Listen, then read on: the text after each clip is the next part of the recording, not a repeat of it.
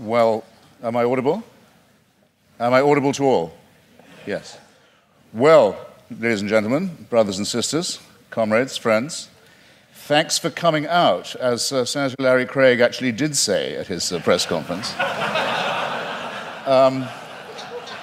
Thank you, Mr. Hewitt and Dr. Craig, for being among the very many Christians who have so generously and hospitably and warmly taken me up on the challenge I issued when I started my little book tour and welcomed me to your places to have this most important of all discussions.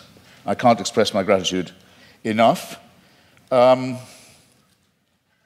thanks to the very nice young ladies who I ran into at the Elephant Bar this afternoon, where I hadn't expected a posse of Biola students to be on staff, but where I thought, God, they're everywhere now.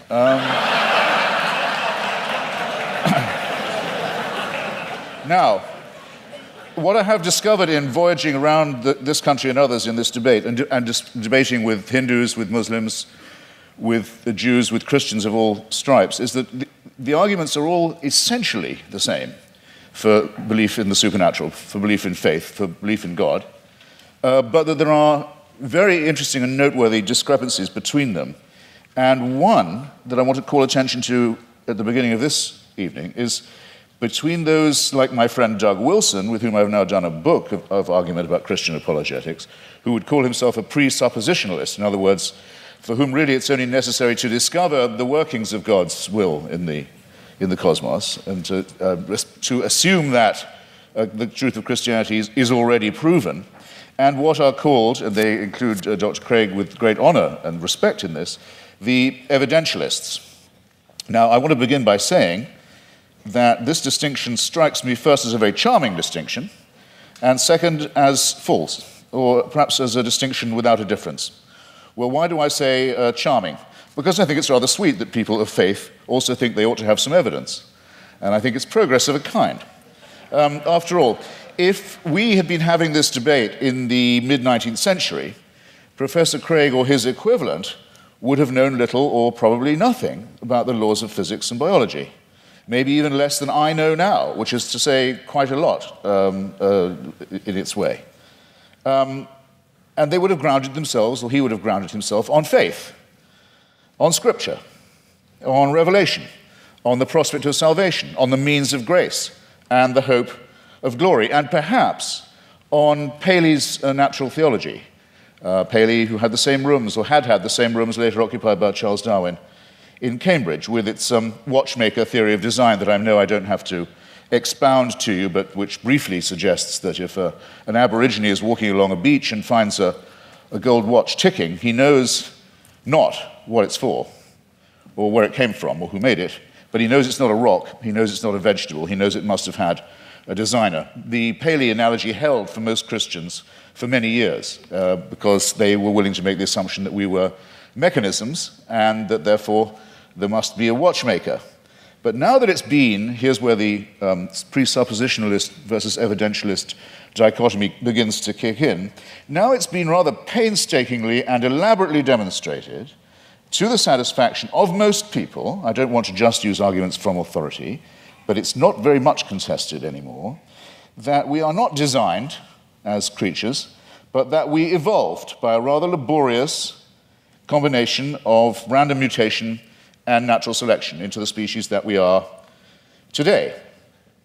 It is, of course, open to the faithful to say that all this was, now that they come to know it, now that it becomes available to everybody, now that they think about it, and now that they've stopped opposing it or trying to ban it, then they can say, actually, on second thought, the evolution was all part of the design. Well, as you will recognize, ladies and gentlemen, there are some arguments I can't be expected to refute or rebut, because there's no way around that argument. I mean, if everything, including evolution, which isn't a design, is nonetheless part of a divine design, then all the advantage goes to the person who's willing to believe that. That cannot be disproved.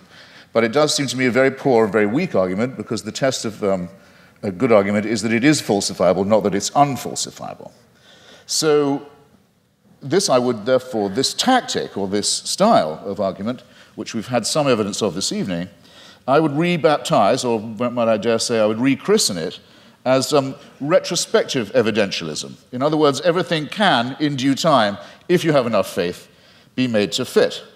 And you too are all quite free to believe that a sentient creator deliberately, consciously put himself, a being, put himself or herself or itself to the trouble of going through huge epochs of birth and death of species over eons of time, in which 99%, in the course of which, at least 99.9% of all species, all life forms ever to have appeared on Earth have become extinct, as we nearly did as a species ourselves. I invite you to look up the very alarming and beautiful and brilliant account by the National Geographic's coordinator of the Genome Project. By the way, you should send in your little sample from the inside of your cheek and have your African ancestry traced. It's absolutely fascinating to follow the mitochondrial DNA that we all have in common and that we have in common with other species, other primates, and other life forms, and find out where in Africa you came from. But there came a time, probably about 180,000 years ago, when, due to a terrible climatic event, probably in Indonesia, an appalling global warming crisis occurred. And the estimate is that the number of humans in Africa went down to between 40 and 30,000. This close, think about fine-tuning, this close to joining every other species that had gone extinct. And that's our Exodus story, is that somehow we don't know how, because it's not written in any scripture, it's not told in any book, it's not part of any superstitious narrative, but somehow the escape from Africa to cooler latitudes was made. But that's how close it was. You have to be able to imagine that all this mass extinction and death and randomness is the will of a being. You are absolutely free to believe that if you wish. And all of this should happen so that one very imperfect race of evolved primates should have the opportunity to become Christians or to turn up at this gym tonight. That all of that was done with us in view. It's a curious kind of solipsism. It's a curious kind of self-centeredness. I was always brought up to believe that Christians were modest and humble and comported themselves with due humility. And there's a certain arrogance to this assumption that all of this extraordinary development was all about us. And we were the intended and designed result, and everything else was in the discard. The tremendous wastefulness of it, the tremendous cruelty of it, the tremendous caprice of it, the tremendous tinkering and incompetence of it, never mind. At least we're here, and we can be people of faith. It doesn't work for me, I have to simply say that, and I think there may be questions of psychology involved in this as well. Believe it if you can. I can't stop you. Believe it if you like. You're welcome. It's obviously impossible, as I said before, to disprove, and it equally obviously helps you to believe it if, as we all are, you're in the happy position of knowing the outcome. In other words, we are here, but there's a fallacy lurking in there somewhere too. Is there not? Now, it's often said, it was said tonight, and Dr. Craig said it in print, that atheists think they can prove the non-existence of God. This, in fact, very slightly but crucially misrepresents what we've always said. There's nothing new about the new atheists, it's just we're recent. There's nothing particularly new. Dr. Victor Stenger, a great scientist, has written a book called The Failed Hypothesis, which he says he thinks that science can now license the claim that there definitely is no God, but he's unique in that and I think very bold and courageous. Here's what we argue. We argue quite simply that there's no plausible or convincing reason, certainly no evidential one, to believe that there is such an entity, and that all observable phenomena, including the cosmological one to which I'm coming, are explicable without the hypothesis. You don't need the assumption. And this objection itself, our school falls into at least two, perhaps three sections. There's no such thing, no such word, though there should be, as adeism, or as being an adeist, but if there was one, I would say that's what I was. I don't believe that we are here as the result of a design, or that by making the appropriate propitiations and adopting the appropriate postures and following the appropriate rituals, we can overcome death. I don't believe that, and for a priori reasons, don't. If there was such a force, which I cannot prove by definition that there was not, if there was an entity that was responsible for the beginning of the cosmos, and that also happened to be busily engineering the very laborious production of life on our little planet, it still wouldn't prove that this entity cared about us, answered prayers, cared what church we went to, or whether we went to one at all, cared who we had sex with, or in what position, or by what means, cared what we ate, or on what day, cared whether we lived or died. There's no reason at all why this entity isn't completely indifferent to us. That you cannot get from deism to theism except by a series of extraordinarily generous to yourself assumptions. The deist has all his work still ahead of him to show that it leads to revelation, to redemption, to salvation, or to suspensions of the natural order, in which hitherto you've been putting all your faith, all your evidence is on scientific and natural evidence, or why not, for a change of pace and a change of taste, say yes, but sometimes this same natural order, which is so miraculous in observation, no question about it, is so impressive in its favoring the conditions for life in some ways, but it's randomly suspended when miracles are required. So with caprice and contempt, these laws turn out not to be so important after all, as long as the truth of religion can be proved by their being rendered inoperative. This is having it both ways in the most promiscuous and exorbitant manner in my submission. Bear in mind also that these are not precisely the differences between Dr. Craig and myself, I mean, morally or intellectually equivalent claims. After all, Dr. Craig, to win this argument, has to believe and prove to a certainty. He's not just saying there might be a God, because he has to say there must be one, otherwise we couldn't be here and there couldn't be morality. It's not a contingency for him. I have to say that I appear as a skeptic who believes that doubt is the great engine, the great fuel of all inquiry, all discovery, and all innovation, and that I doubt these things. The disadvantage, it seems to me, in the argument goes to the person who says, no, I know it, it must be true, it is true. We're too early in the study of physics or biology, it seems to me, to be dealing in certainties of that kind, especially when the stakes are so high. It seems to me, to put it in a condensed form, extraordinary claims, such as the existence of a divine power with a son who cares enough to come and redeem us, extraordinary claims require truly extraordinary evidence. I don't think any of the evidence we heard from Dr. Craig, brilliantly marshaled as it was extraordinary enough to justify the extreme claims that are being made and backed by it. Hypocrisy, said La Rochefoucauld, is the compliment that vice pays to virtue. Retrospective evidentialism strikes me in something of the same sort of light. It's a concession made to the need for fact.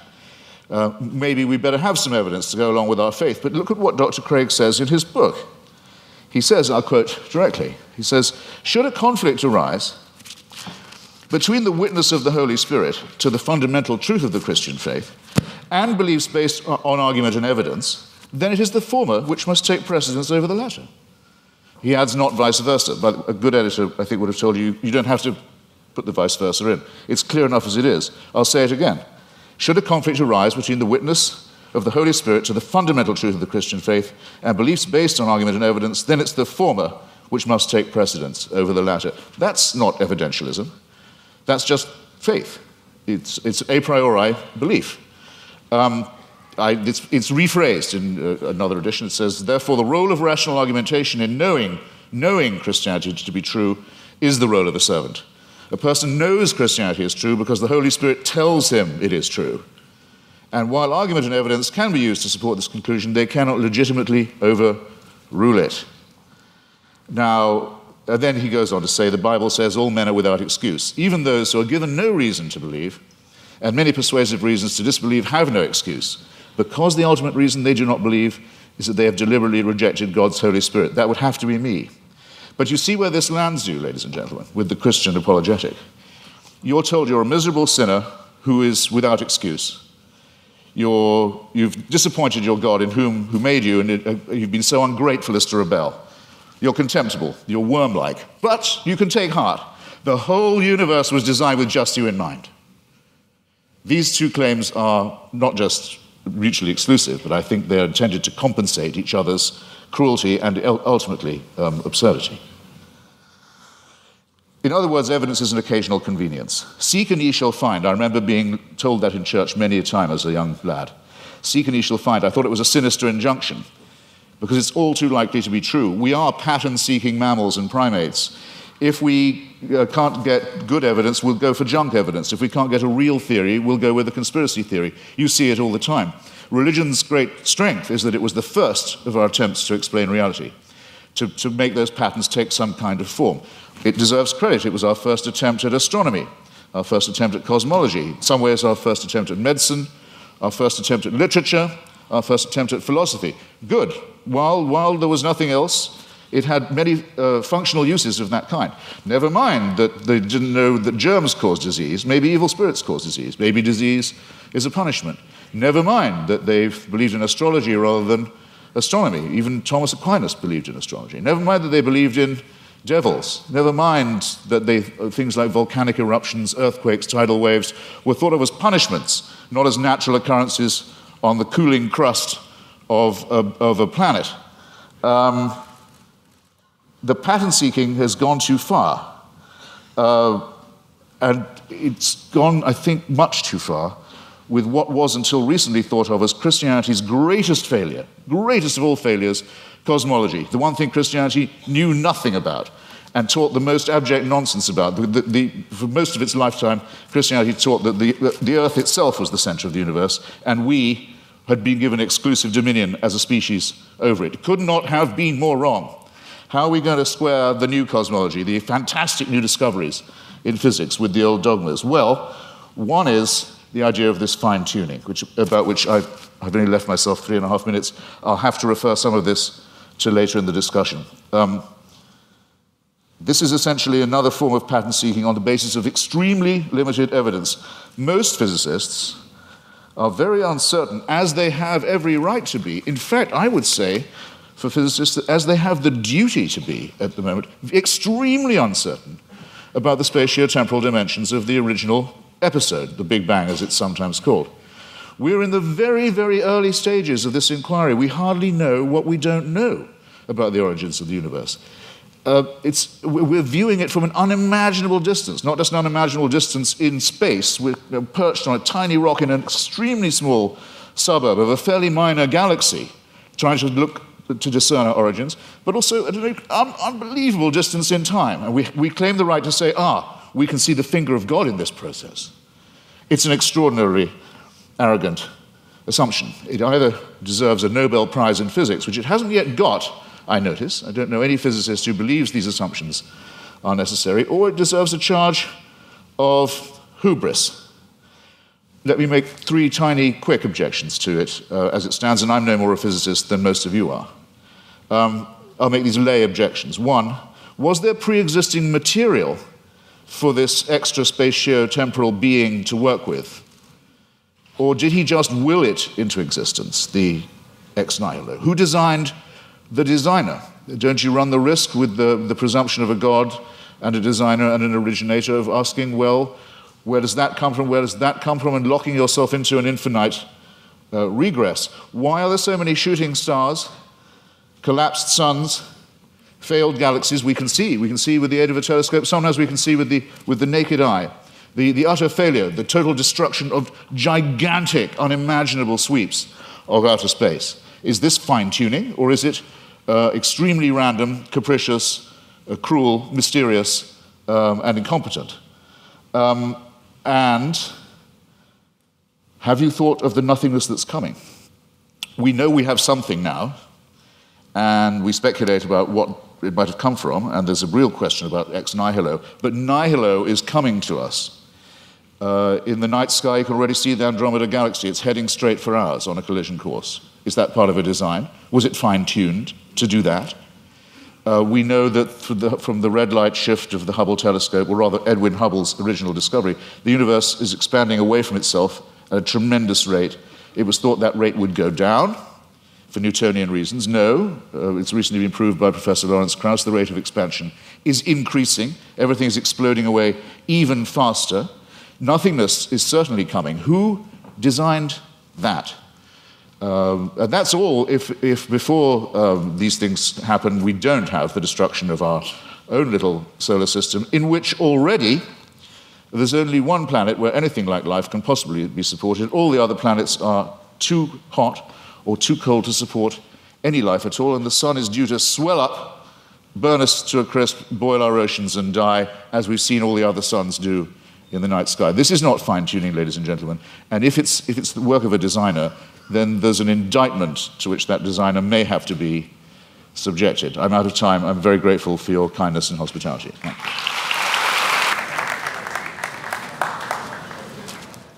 There is a terminological problem here, which may conceal more than just terminological difficulty. The proposition that atheism is true, or that is a misstatement of what I have to prove and what we believe. There's an argument among some of us as to whether we need the word at all. In other words, I don't have a special name for my unbelief in tooth fairies, say, or witches, or in Santa Claus. I just don't think that they're there. I don't have to prove a tooth fairyism. I don't have to prove a Santa Clausism. I don't have to prove a witchism. It's just, I have to say, I think that those who do believe these things have never been able to make a plausible or intelligible case for doing so. That's not agnosticism, because it seems to me that if you don't think there is any evidence, you're wrong to take refuge in saying you're neutral. You ought to have the courage to answer the question, which one is regularly asked, are you an atheist or not? Yes, I will say, I am. You can't tell anything else about me. You can't tell anything else about what I think, about what I believe, about what my politics are, or my other convictions. It's just that I don't believe in the existence of a supernatural dimension, and I've never been shown any evidence that any process observable to us cannot be explained by more satisfactory and more convincing means. The great physicist Laplace, when showing his working model of the solar system to the Emperor Napoleon, was asked, well, your model seems to have no room for a god in it, for deity. And he said, well, Your Majesty, it still all operates without that assumption. Now, here's what you would have to believe if you thought that this was all designed. Dr. Craig gave a slight parody of what I think about this.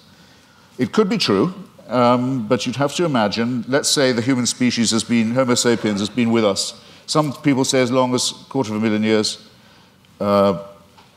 some say 200, some say 100,000. Francis Collins and Richard Dawkins oscillate about this. It's not a very big argument. I'll just take 100,000, if you like. You have to imagine that human beings are born. Well, actually, most of them, a good number of them aren't born. They die in childbirth or don't long outlive it. They're born into a terrifying world of the unknown. Everything is a mystery to them, everything from disease to volcanic eruptions. Everything is, their life expectancy for the first, I don't know, many, many tens of thousands of years would be lucky to be in the 20s, probably dying agonizingly over their teeth, poorly evolved as the teeth are, and from other inheritances from being primates, such as the appendix that we don't need, such as the fact that our genitalia appear to have been designed by a committee, other shortcomings of the species, exaggerated by scarcity, by war, by famine, by competition, and so on. And for 98,000 years or so, heaven watches this with complete indifference. And then, we know where your children go to school, by the way. Heaven watches this with total indifference, and then, with 2,000 years to go on the clock, thinks, actually, it's time we intervened. We can't go on like this. Why don't we have someone tortured to death in Bronze Age Palestine? That should teach them. That should give them the chance of redemption. You're free to believe that, but I think the designer who thought of doing it that way was a very cruel, capricious, random, bungling, and incompetent one. The news of this, Dr. Craig talks as if, okay, but since then there have been more people born, so it might have been a good time in terms of population growth. Well, there are a huge number of people in the world who still haven't even heard of this idea. The news hasn't penetrated to them. Or where it has, it's been brought to them by people who Dr. Craig doesn't think of as Christians, such as Mormons, for example. And it's taught to them in many discrepant and competitive and indeed incompatible and violently irreconcilable ways. And there's been a lot of argument in the church and the churches all this time about, well, Okay, what is the answer to that? What about all the people who never could have heard the good news, or who never will hear it, or still haven't been reached by it, and who've died not knowing about it? What happens to them? How can they be saved? Well, the argument is that it's all somehow made retrospective. And with so many of these arguments, I just comment on these, well, how convenient. Because if you're willing to make assumptions of this kind, then really evidence is only ancillary to what you are advancing. Now, I didn't have the chance. Oh, and just on Mr. Wright, sorry, I scrawled a note to myself. In your first round, Doctor, you said that N.T. Wright, who's an impressive person, says that no explanation of the success of Christianity is possible that doesn't rest on the terms of its being true. In other words, Wright says it was so successful, it must have been, and the people were so strongly motivated to believe it that it must have been true. I regard that as a very, very unsafe assumption. Or if it is a safe one, then it must surely apply to Islam and to Mormonism. I mean, these are two very, very, very fast-growing religions, have people prepared to sacrifice enormously for it, have ancestors who were absolutely determined of the truth of it at the time, and who made extraordinary conquests in its name. If you're going to grant this for one religion, it seems to me you have to be willing, not just willing, you may indeed be compelled to make this concession for all of them. And that, I think, would be not just an unsafe assumption, but for most of you here, a distinctly unwelcome one. Now, I didn't get the chance, because I out-talked myself, and I'm sorry for it, to get to the moral dimension. And I'm interested that the word objective morality is the one that Dr. Craig chooses. Usually arguments about morality are whether morality is, so to say, absolute, or whether it's relative. As to objectivity, I think it's a very good compromise word, by the way, and I'm very happy to accept it. But the problem with morality is this, in respect of religion. You can't prove that anyone behaves any better if they refer this problem upward to a supreme dictator of a celestial kind. There are two questions that I've asked in public, and I'll try them again, because I try them on every audience. They're very simple ones. First, you have to name for me, or challenges, let's say, rather than questions. You have to name for me an ethical action or an ethical statement, or moral action, moral statement made or undertaken by a believer that I couldn't undertake or say, I couldn't state or do. I haven't yet had an example pointed out of that to me. In other words, that a person of faith would have an advantage by being able to call upon divine sanction. Whereas if I ask you to think of a wicked act undertaken by someone in the name of God or because of their faith, you wouldn't have, or a wicked statement made, you wouldn't have that much difficulty, I think, in coming up with an example right away. The genital mutilation community, for example, is almost exclusively religious. The suicide bombing community is almost exclusively religious. There are injunctions for genocide in the Old Testament. There are injunctions and warrants for slavery and racism in the Old Testament too. There's simply no way of deriving morality and ethics from the supernatural. When we come to the question of the absolute, well, the most often cited one is the Golden Rule, the one that almost everyone feels they have in common. The injunction not to do to others as you wouldn't want them to do to you. This doesn't, in fact, come from the Sermon on the Mount or from Christianity, or it doesn't originate with it. It's certainly adumbrated by Rabbi Hillel, a Babylonian rabbi, and it's to be found in the Analects of Confucius too. But it has, since we're talking about objective, relative, and absolute, a crucial weakness in it, unfortunately. We'd like to be able to follow it, but it's only really as good as the person who's uttering it. In other words, if I say, I won't treat you as I don't want you to treat me, what am I to do when confronted with Charles Manson? I want him treated in a way that I wouldn't want to be treated myself. Anything else would surely be completely relativistic. So the argument isn't at all advanced by saying that I couldn't know any of this. I couldn't have any moral promptings. I couldn't decide for myself if I see a pregnant woman being kicked in the stomach, that because she's pregnant, that's obviously worse than if it was just a woman who wasn't pregnant being kicked in the stomach. This is part of my patrimony as a human being. It's part of the essential emotional solidarity that I need to have with my fellow creatures to make us realize that we are brothers and sisters one with another. We are dependent upon each other. We have duties. We have expectations of one another. And that if we didn't have these and try and fulfill them, we couldn't have got as far as we have. We couldn't have evolved as a species. We couldn't have ever had a society. There's never been a society found where rape and murder and perjury are not condemned. And these moral discoveries long, or absolutes if you want to call them that, long predate the arrival of anything recognizable as monotheism. It's a bit like the argument of free will. People say, well, how do you have free will? Do you think you do have it? Well, it's a very, very difficult subject indeed. Some religions say you don't, in effect, have it. That all is determined by heaven. You're really only a plaything in a larger game.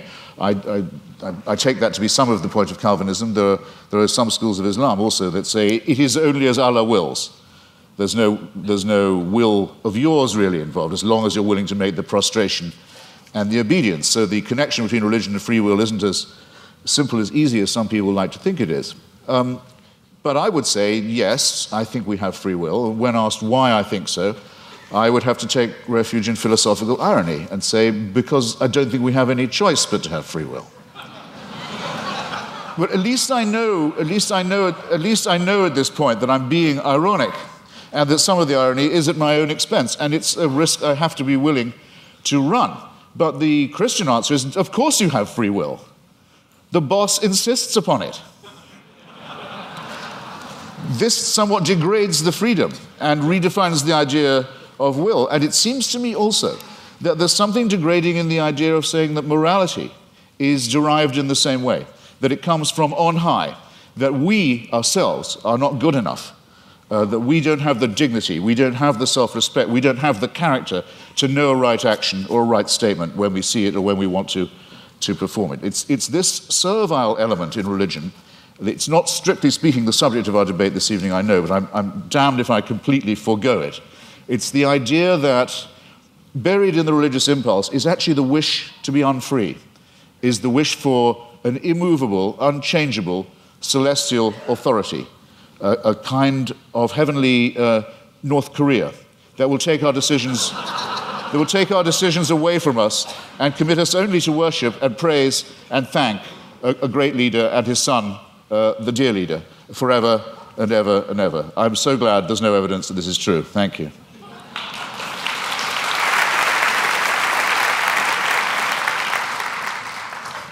I think you'll correct me if I'm wrong, it's Tertullian, isn't it, who says something like, it's variously translated, credo quia absurdum, that the very improbability of the thing, the very unlikelihood of it, the unlikelihood that anyone would fabricate such a thing, for example, that a Jew could be brought to believe something so extraordinary, is testimony to its truth. I'm sure there can't be anyone who doesn't think that's a little too easy, a little too facile. I myself, for example, have followed the career of a woman known vulgarly in the media as Mother Teresa, an Albanian named Agnes Bojashu, a Catholic fanatic operating in the greater Calcutta area.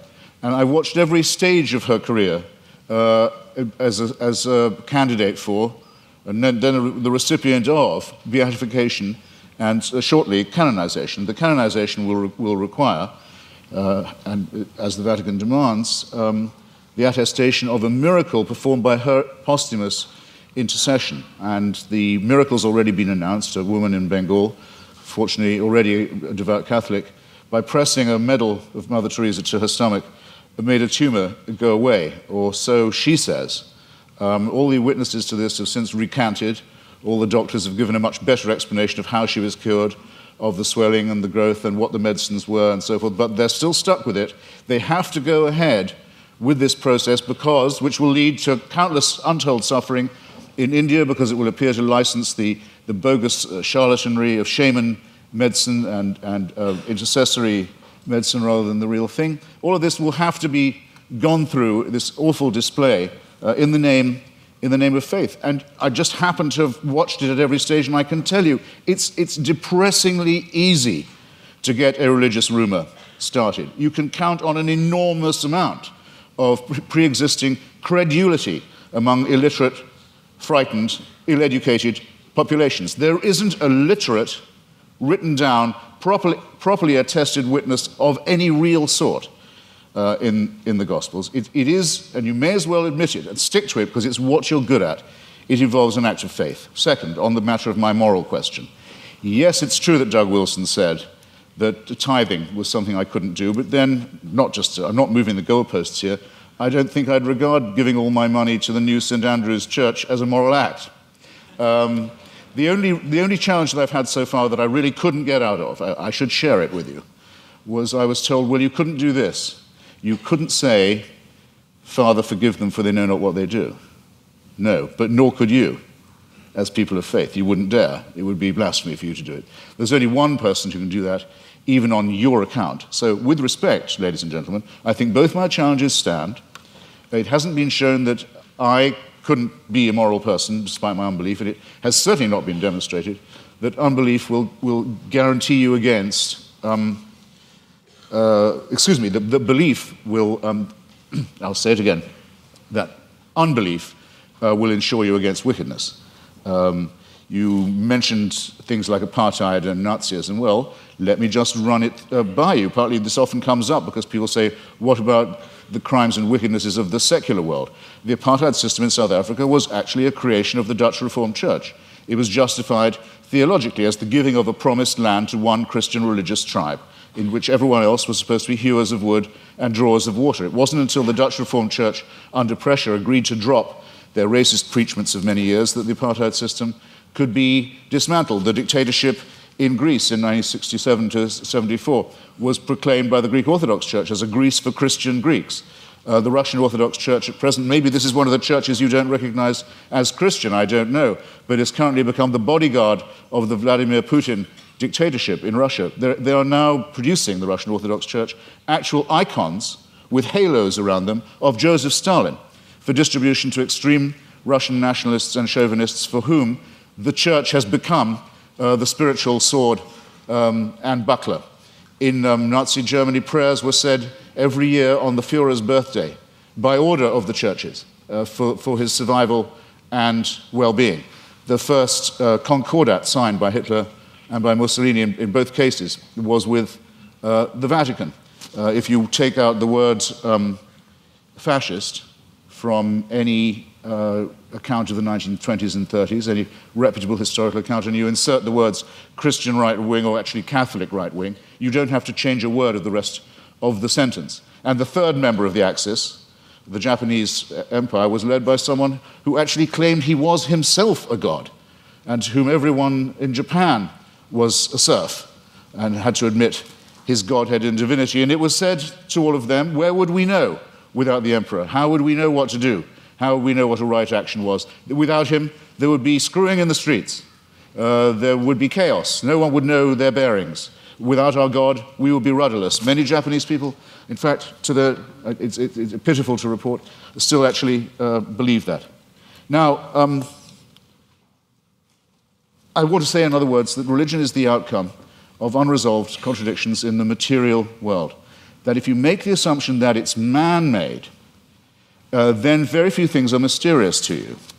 If you make the assumption that religion is man-made, then you would know why, it would be obvious to you why, there are so many religions. When you make the assumption that it's man-made, you will understand why it is that religion has been such a disappointment to our species, that despite innumerable revivals, innumerable attempts again to preach the truth, innumerable attempts to convert the heathen, innumerable attempts to send missionaries all around the world, that the same problems remain with us, that nothing is resolved by this, that if all religions died out, or all were admitted to be false, instead of, as all believers will tell you, only some of them are false. In other words, we're faced with the preposterous proposition that religion are either all of them true, or none of them true, or only one exclusive preachment is true. And none of these seem to me coherent, and all of these seem to be the outcome of a man-made cult. Assume that all of them were discredited at the same time, all of our problems would be exactly what they are now. How do we live with one another? Where indeed do morals and ethics come from? What are our duties to one another? How shall we build the just city? How shall we practice love? How shall we deal with the baser, what Darwin called the lowly stamp of our original origins, which comes not from a pact with the devil or an original sin, but from our evolution as well. All these questions, ladies and gentlemen, would remain exactly the same. Emancipate yourself from the idea of a celestial dictatorship, and you've taken the first step to becoming free. Thank you. The allusion I was making was not to the man-made in the ordinary sense nature of religion, that you can tell from studying some of its codes that it's humans that are inventing it. That's why so many of the injunctions in the Old Testament are, as you quite rightly say, concerned with agriculture, shall we put it delicately. But it's more that it's men-made, that it's designed to keep women in subordination. But could you answer the question? Do you Yes. think the Bible is right to prohibit humans from having sex with animals? I don't know of any good advice about having sex with animals. In favor of it, I mean to say, look, there are things that if people do, incest is one, and cannibalism is another. If you do them, you'll die out. A society that permitted it would. There were societies in New Guinea that did practice cannibalism, and there's a terrible disease that you get called kuru if you do it, and it ceases to be. It's, if you like, there are some rules that are self-enforcing. That's not what when I was talking about sexual repression, I was talking about the enormous number of prohibitions on sex between men and women, and on the evident fear of female sexuality, and the superstitious dread, for example, of female menstrual blood, things of this kind. And so forth. So I think the question makes a good point. I think I have to have another bite of this.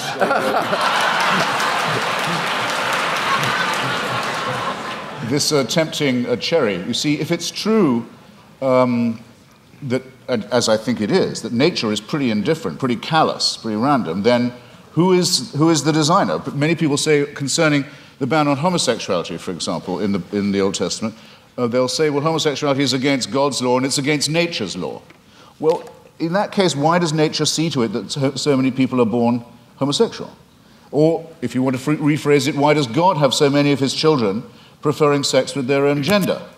It doesn't help. It doesn't, in clarifying and elucidating this, it doesn't help to assume a supernatural authority. Whereas, if you look at the reasons given by Maimonides and the other sages for the practice of circumcision, it is precisely to dull and to blunt the sensation of an organ which I don't think even, well, I'll leave it there.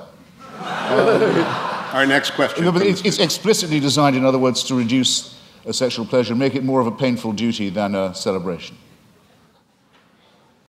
Perpetrated on mankind. So I wonder how you respond to that. Well, physics isn't an ideology. Physics isn't a belief system. It's a science. Well, I think that would be subjective. I mean, you could, any more than the Marie Curie discovering radium makes her practice morally different. I mean, it's not comparing like with like. What I'm talking about are specific religious injunctions to do evil, to mutilate the genitalia of children, for example, to take the pastor, Douglas Wilson, who Dr. Craig was just mentioning, with whom I crossed swords several times this year, recently in Dallas. I happened to be mentioning to him about the commandment to exterminate the Amalekites in one of our debates, and he said that commandment is still valid. If there were any Amalekites, it would be his job to make sure that they were all put to the sword. And some of the virgins left over for slavery, purposes better imagined perhaps than described. I think this is a very serious problem. I'm not taking refuge in the commonplace that sometimes religious people behave badly, that would discredit religion. That would be a very soft option. I'm saying there are specific biblical, scriptural injunctions to do evil. And theism in the 20th century. No, I completely concur with what you say there. I mean, I just wanted to say that I think that those commandments are injunctions to do evil, but I would much prefer to say that the tribe that thought it was hearing these instructions from God to kill all of its rivals, exterminate all its rivals for the Holy Land, might possibly have had, I think it's overwhelmingly probable it did have, a need to seek and claim divine approval for the war of greedy extermination, annexation, and racist conquest that it was going to undertake anyway. In other words, I don't think there was an authority issuing that commandment, whether it was morally good or otherwise, as a matter of the truth. But I would add, and I think the concession is very well worth having, that there is absolutely no proof at all that Christianity makes people behave better. Christian university in the United States. Why do you think so many people come out to see debates with accomplished people like Dr. Craig and you? It's a time for this great question to come up again. I think there are two reasons for it. One is the emergence of a very aggressive theocratic challenge in various parts of the world. We are about to see a long-feared nightmare come true, the acquisition of apocalyptic weaponry by a messianic regime in Tehran, which is already enslaving and ruining a formerly great civilization. We see the forces of Al-Qaeda and related jihadists ruining the societies of Iraq, of Afghanistan, Pakistan. We see Jewish settlers stealing other people's land in the name of God in the hope that this will bring on a messianic combat and the return of the Messiah. And even in our own country, we're not free from people who want to have stultifying nonsense taught to children in school and in science class. So there's that. It's in the news all the time. And then there's the existence of a very small group, of which I'm very proud to be a part, that says it's time to take a stand against theocratic bullying and is willing to go anywhere to debate these matters and put these great questions to the proof. So, thank you for giving me the chance. Yeah, I would